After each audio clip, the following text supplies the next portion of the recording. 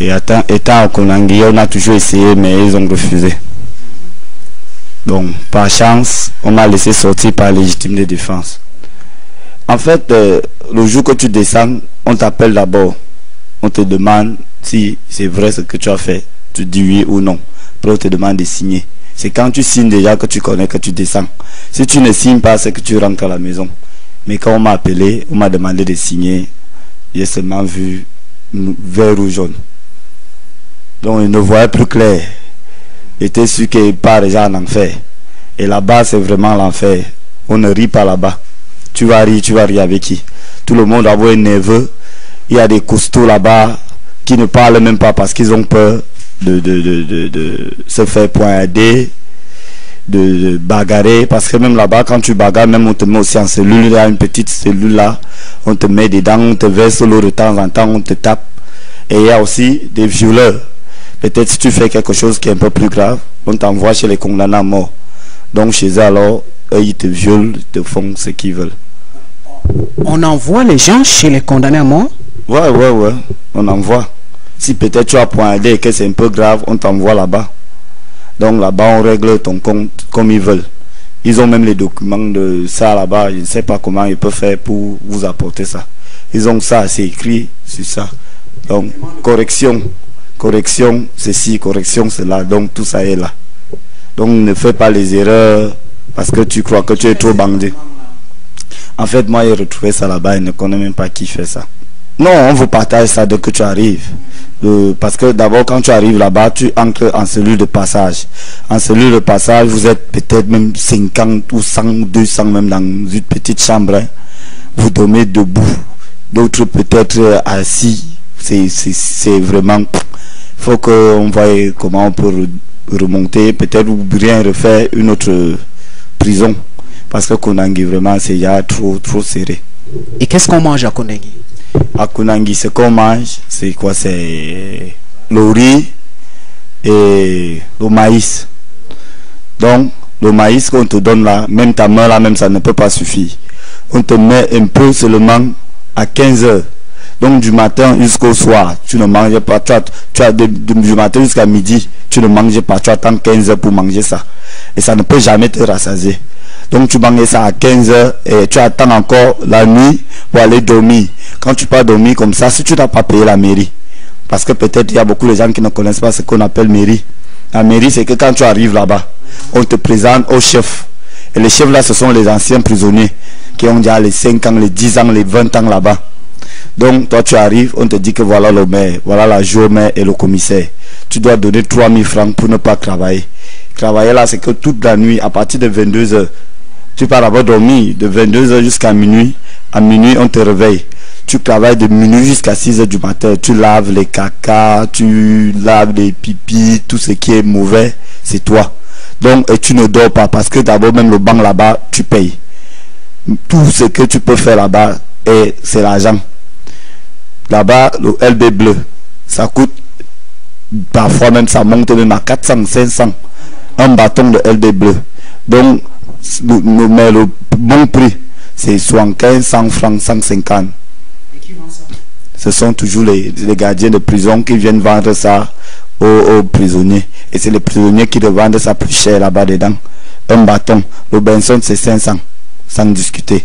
Le Kitoko, qu'on boit, que personne ne boit ici dehors, là-bas c'est 500. Un seul, ouais, 500. Donc si on te voit avec deux là-bas, tu es le boss. Comme ici dehors, on crame peut-être quand tu bois tes 2 bières, 3 bières, 4 bières là. Il y a le banga là-bas à chier. Grave, le banga c'est 50, c'est ça même qui est plus moins cher. Qui entre là-bas avec le banga? Ce sont les mêmes gens, toujours les mêmes gardiens de prison là. Parce que dès que tu as à Choco là-bas, tu donnes peut-être tes 1000 francs à Soleil là, tu lui donnes son argent. Peut-être les gars ont les réseaux, qu'il envoie que va chercher peut-être chez moi à tel endroit. Parce qu'ils ne comprennent pas comment eux ils font soin pour revenir avec ça vite. Ça vient toujours très vite et c'est des dames pêle-mêle. C'est tout le monde qui fume. Ils disent que ça les aide à Wok Longata. Que ça les aide à travailler la prison. Donc c'est ça qu'il fait. S'il réfléchit beaucoup, peut-être s'il a déjà trop fumé, il ne réfléchit plus. Il a oublié la journée. Quelle est la maladie là-bas? Très grave. Il y a un méningite qui tue là-bas, grave. Tu vois quelqu'un maintenant, à 15 heures, il est à mort. Il est à sec. Comme tu te demandes qu'il est mort, il te dit que j'ai mal à la tête, j'ai mal au ventre. Après, il est à mort. Il y a des gars, comme j'étais en train de dire, que même le banc, on paie là-bas. Les gars sont debout, 24 heures sur 24. Les pieds gonflent comme ça énormément. Que toutes les maladies, comme tu travailles encore à la mairie, et c'est toi qui es encore malade, des gros pieds, peut-être c'est l'eau même sort de là, tu mélanges encore ça avec les urines des gens, les caca, tout ça. Tu tombes encore plus gravement malade. On passe avec des corps là chaque fois. Les gens qui sont morts. Il n'y a pas les toilettes dans la prison de Kondengi? En fait, il y a des toilettes, mais c'est une seule toilette. Je peux dire ça comment. C'est là où nous tous, nous allions. Nous sommes peut-être, là-bas dedans, nous sommes peut-être, je ne sais même pas, hein. Nous sommes terriblement nombreux qu'ils ne connaissent pas. Parce qu'il y a un quartier. Notre quartier, c'était, moi, là où on m'a envoyé d'abord, c'était au quartier 9. Et au quartier 9, c'est le quartier des bandits, des grands bandits. C'est comme ça qu'on appelle le quartier là. Donc si on t'envoie là-bas, il faut seulement être vigilant et faire attention, ne pas chercher les problèmes. Quelqu'un te piétine parce que là-bas, ce sont les mêmes gens qui cherchent toujours les problèmes. Il vient et te piétine et c'est toi qui es obligé de demander pardon parce que tu ne veux pas les problèmes. Parce que tu ne connais pas ce qu'il a peut-être manigancé, que peut-être si tu réagis, un autre peut te poignarder parce que là-bas, il y a les couteaux, il y a même les machettes. Pas les trucs qu'on dit qu'il n'y a rien de tranchant là-bas. Tout ça là-bas dedans pêle-mêle. Et la seule route, c'est chez les gardiens. Il n'y a pas une autre route. Ou peut-être les cuisiniers. On dit aussi qu'à Kondengi, on empoisonne les gens avec de l'eau de cadavre. Est-ce que c'est vrai ce genre de choses? Oui, ça c'est vrai. Parce que ça c'est vrai. Parce que dès que quelqu'un meurt là-bas, le temps qu'on attend que ta famille on va appeler ta famille, ceci, cela, le temps qu'on attend peut-être le gars est là, l'eau coule déjà et c'est ça que les prisonniers prennent pour faire du poison avec parce qu'il paraît que ça tue pêle-mêle. Donc tu peux rester là, quelqu'un te verse ça dans la nourriture. Pourquoi il te verse ça dans la nourriture? Peut-être le mauvais cœur. S'il voit que toi tu manges bien, lui ne mange pas bien. Et peut-être il t'a demandé même 1000, même 500, même c'est beaucoup, ou il t'a demandé même 200. Et il voit que tu as peut-être 2000. Tu refuses. Le gars peut te tuer même pour les 200 là. Donc il peut t'empoisonner pour rien. Là-bas les gars ont seulement le sang à l'œil. C'est pour ça qu'il dit que si Konangila se casse, je ne sais pas ce qui va arriver dans ces pays. Dis-moi un peu, nous les journalistes, on nous appelle souvent d'aller couvrir les cérémonies de dons, telle association, telle ONG qui offre tel don à la prison centrale de Kondengi, des centaines de milliers de sacs de riz. Qu'est-ce qu'on fait finalement avec ces dons-là pour que vous ne mangiez que des graines de maïs et de haricots? Ces sacs de riz, ce sont toujours les mêmes gardiens, les chefs qui prennent ça. Ils partent avec chez eux. Vous n'allez jamais voir ça. Les prisonniers ne vont jamais voir. Parce qu'ils prennent. Tu vois ça là maintenant. Quand on vient déposer, le lendemain, il n'y a plus. Vu que le matin, le lendemain, vous allez toujours manger la même chose. Ou le riz qu'on met un peu, qui n'a pas de sel, qui n'a rien, le riz blanc, il n'y a rien dedans. Tu manges ça avec les petits cafards dedans même. Il y a des fois les petits cafards noirs comme ça, petits. C'est baumaillé dedans comme ça. Baumaillé, ça signifie que c'est nombreux, beaucoup comme ça dedans. C'est ça que tu manges, on dit que ça donne les vitamines là-bas. Donc c'est la même chose que tu vas encore manger demain, après. Tous les jours, c'est ça que tu vas manger. Demain. C'est toujours ça. Le jour qu'on donne un peu, ce sont les dimanches. On vous donne la bouillie le matin avec les pains, les petits pains là, les bouts de pain de 5 ans là. Donc on vous donne ça le matin avec la bouillie qui n'a même pas ni sucre. Ou on met même le sel et le piment dedans parce que ça n'a même pas d'essence. Tout ça j'ai goûté ça pour quand même. Fallait aussi, il ne faut pas qu'elle vienne raconter n'importe quoi. Et oui, à la radio, à la télé. Dis-moi, on parle aussi de ce problème d'homosexualité dans la prison. Est-ce que c'est tout le monde qui le fait? Est-ce que c'est tout le monde qui viole tout le monde? Qu'est-ce qui se passe là-bas exactement? Est-ce que c'est celui qui veut, qui se fait sodomiser? Qu'est-ce qui se passe exactement? En fait, là-bas, on ne t'arrête pas par force. C'est que, comme toi, tu as faim, tu vois les gens tous les jours, celui-là, il a les visites. Parce que d'abord, le grand problème là-bas, ce sont les visites. Si tu n'as personne qui vient te rendre visite, finalement, peut-être c'est la route là que tu vas choisir. Parce qu'on ne t'arrête pas. C'est la famine qui entraîne les jeunes dans ce délit. Parce qu'ils ne voient pas comment un jeune peut s'hasarder. Mieux, il mange le même maïs là tous les jours. Jusqu'à il finit de travailler sa prison, il sort. Mais bon, comme il y a d'autres qui n'ont pas le cœur, peut-être d'abord dehors, il vivait bien. Et qu'il arrive là-bas, il voit que la vie est dure. Il se penche ailleurs. Donc on arrête. Ce n'est pas la force. Même la nuit, tu vas voir cela. Dans d'autres chambres, si tu fais un peu de tout, tu vas voir les gars qui sont dans un coin là, en train de faire ça. Est-ce qu'ils se cachent? Ils ne se cachent pas, on les connaît là-bas. Est-ce que personne n'a honte là-bas? D'abord qu'aux toilettes, comme d'abord le vol, c'est là. Les gens disent qu'ils volent ici dehors. Les gars volent là-bas comme il n'est pas permis. Tu ne peux pas poser quelque chose là. Tu regardes une seconde à côté, c'est parti. Donc, là-bas, dans les toilettes, tout le monde se lave nu. Peut-être si on a volé ton habit, tu es obligé de quitter là-bas sans caleçon jusqu'à arriver dans ta chambre, aller chercher l'habit. Donc les gars, eux là-bas, tout le monde connaît déjà que tel est ou pédéo, on les appelle comment. Et les gens qui ont les femmes, on dit qu'on leur donne souvent l'autorisation de coucher avec leurs femmes dans les prisons. Comment ça se passe? Elles viennent coucher dans les cellules avec leur mari? En fait, il y a même d'autres qui donnent l'argent. Je crois que j'avais un voisin là-bas, dans la même chambre. Lui, quand sa copine venait, il donne même 15 000. Ils sortent. Là, ils partent même dehors, même avec 3 gardiens. Dehors, à l'hôtel. Il y a l'hôtel là, derrière la prison là. Oui, il y a l'hôtel là, je crois que c'est... Oui, ouais. Donc, ils partent là, ils finissent. Après, lui, il rentre, tout et tout. Oui, ils les donnent 15 000. Peut-être s'ils sont 3, ils connaissent qu'ils ont leurs 5 000. Donc les gars ne se cassent pas. Pour eux, ils savent que tu ne peux pas fuir. Donc l'autre est derrière, l'autre est devant, l'autre côté, on t'en sert. Ceux qui n'ont pas les 15 000, parfois, quand ta copine ou ta femme vient te rendre visite, vous êtes assis là, en train de causer. Surtout quand il pleut là, c'est là où c'est le bon moment. Donc, elle s'assoit sur toi, tu baisses seulement le pantalon. Non, en fait, même là-bas, on porte trop de chaud. Comme il fait trop chaud. D'abord, nous sommes trop serrés dans les chambres. Donc, elle s'assoit sur toi, tu coupes un peu. Ou bien, il y a chez à la pharmacie, là, on vend aussi les remèdes. Il y a aussi des gars qui partent là-bas avec des filles. On paye. Elle s'assoit. Vous faites ça doucement là. Mais si les gens voient, ils vont faire quoi? Ils vont seulement regarder et passer.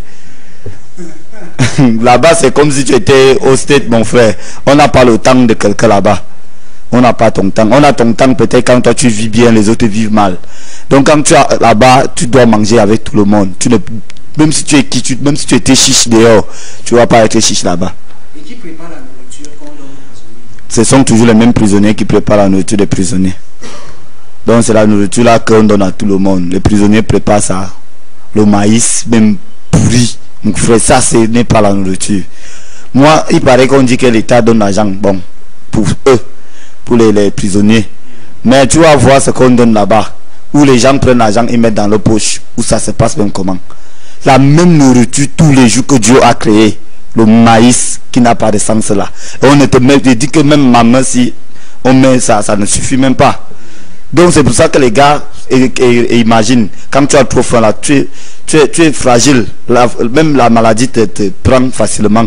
Et c'est pour ça que les gars tombent alors facilement malades là-bas. Grave. Les tuberculeux sont mélangés avec ceux qui ont... Il paraît qu'avant ils étaient mélangés, mais maintenant, dès qu'on connaît là que tu es comme ça, on t'enlève, on t'envoie au quartier malade. Tu peux rester là-bas avec les autres malades. Donc en fait, là-bas on les scène aussi. Si tu as peut-être une autre maladie, on te met de côté, on met les autres de l'autre côté. Je dis que les gars sont... Tu as fait combien de temps là-bas? Ah, je n'ai pas... J'ai quand même fait quelques jours. Je crois que c'était 30 jours. Ouais. 30 jours en enfer, vrai. Moi, je voyais comment les gars souffraient. Tu vois celui-là qui a fait. Moi, la plupart de mes habits que vous venez me donner, j'ai donné aux gens. Pratiquement, je faisais... une semaine avec l'habit que j'ai j'ai sur moi. Je lave encore, je reporte de lave encore comme ça. Les autres, je donne aux gens. Parce que quand tu vas voir celui-là, là, il a porté un habit depuis 4 ans qu'il est en prison. Il a toujours l'habit là, il a percé, déchiré. Il n'a rien d'autre. On ne donne pas des habits là-bas. Il n'y a rien, on ne vous donne rien, absolument rien. Vous vivez, vous êtes seul dans votre monde. Seul. Tu vis seul. Si tu n'as pas les parents, si tu n'as pas les visites, si tu n'as pas les gens, toi, tu te considères déjà mort. Donc si quelqu'un t'envoie à Konangi, c'est qui t'a tué. Lui, comme il a vu qu'il ne peut pas te tuer physiquement, ou bien par la sorcellerie, mieux il cherche à t'envoyer là-bas. Comme je disais, tu vas voir celui-là avec un habit depuis. Et il y a ce qui est d'abord là-bas, ils ont les poux à un niveau. Il y a les poux là-bas. Tu vas voir l'habit de quelqu'un qui est rempli partout là. La ronde là. Les poux sont là. Ça là, il y a mangé ici tout le ventre est avec des boutons, les boutons. Ça ne vaut pas la main. C'est ça, ce qui sauve même, c'est que quand tu es propre, quand même là-bas, il y a des gars qui lavent les habits, ils te lavent les habits, ils repassent. Là, ça tue, quand on repasse, ça tue les poux. Donc, si toi tu es propre, tu peux être seul dans ton coin, genre, tu ne veux pas te mélanger avec les autres. C'est pour ça que c'est la seule chose qui sauve là-bas, c'est l'argent. Si tu n'as pas l'argent, tu es mort. Si tu n'as pas les visites, tu es mort. Si tu n'as personne, tu es mort.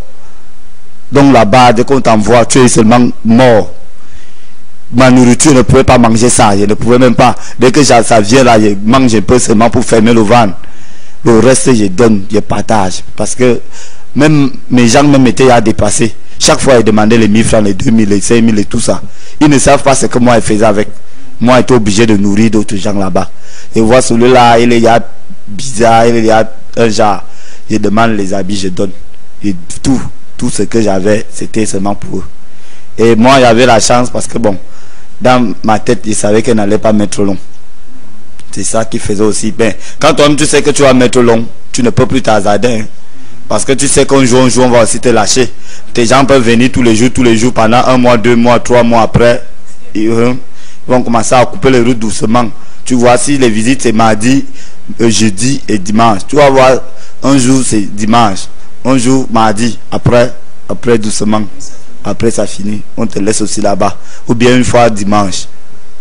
C'est ça qui tue alors les gars. Quand tu n'as pas de visite, tu n'as personne, tu es mort à Konangi. Parce qu'il n'y a rien d'autre là-bas que la souffrance. Vous êtes serrés. Ils dorment gankom. Gankom, ça signifie que vous êtes... L'autre met la tête en haut. Toi, tu mets les pieds... oui. S'il met les pieds en haut, tu mets les pieds là où il a mis la tête. Ah oh, je peux expliquer ça. La tête là-bas, voilà. Donc toi tu dors sur ses pieds, lui dort sur tes pieds. Tu vois un peu. Donc là-bas, et les gars sont serrés. Tu ne, même pour respirer, l'air de là-bas, ce n'est pas l'air d'ici. On te dit que tu es au Cameroun, tu ne peux pas accepter que ici c'est le Cameroun. Trop, voilà, j'allais oublier. Net alors, comme ici. Comme là dehors. Comme ici là, à Siamtou là dehors là, voilà, il pleut là, ça touche les gars.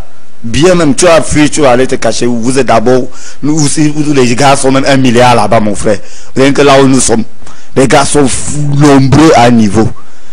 Donc vous êtes serrés, il pleut sur vous, vous dormez là. Vous n'avez pas de matelas d'abord, vous dormez à terre. Il y a d'autres qui dorment à terre. Il y a d'autres qui ont peut-être les petits languettes, c'est comme ça qu'on appelle les petits matelas qui ont les PC même des 0, de 2, 3 là. C'est sur ça qui dorment. Donc les gars, il y a d'autres qui dorment sur le goudron parce que c'est goudronné. À terre, il pleut sur toi. Tout ce qui arrive, c'est sur toi. Même le soleil, c'est là. Tu vas aller où? Tu vas aller nulle part. Tu tournes sur place, tu vois la même personne 500 000 fois en une journée. À 17 ans, on siffle. Ça, donc vous entrez dans vos petites chambres là, après on vous compte. Si vous êtes 60, bon, il écrit 60 personnes ici. Le soir, on vous appelle à 22 ans, siffle encore. Vous venez dormir, serré. Si c'est à plein, le reste est dehors. Il faut donner l'argent pour être un peu à l'aise là-bas. Moi, j'avais choco. Donc, moi, je ne dormais plus à terre. Parce qu'au départ, je dormais aussi à terre comme tout le monde. Serré, gankom, avec tout le monde. Mais après, là, le choco, j'ai commencé à en avoir un autre gars en haut.